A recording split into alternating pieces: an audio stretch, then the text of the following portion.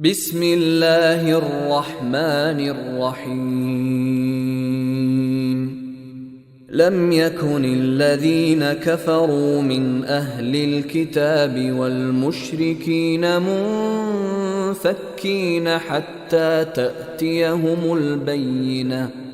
رسول من الله يتلو صحفا مطهرة فيها كتب قيمة وما تفرق الذين أوتوا الكتاب إلا من بعد ما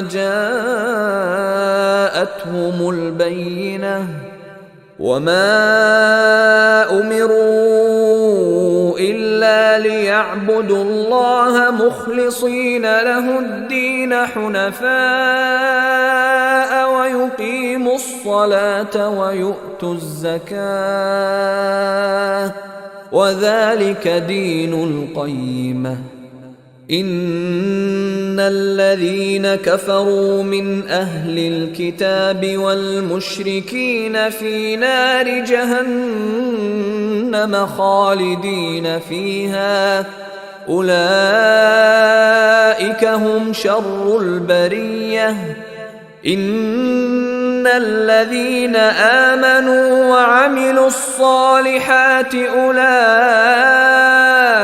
هم خير البرية جزاؤهم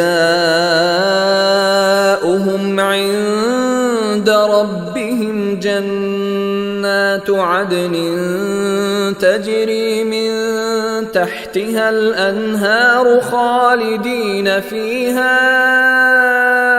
أبدا رضي الله عنهم ورضوا عنه ذلك لمن خشي ربه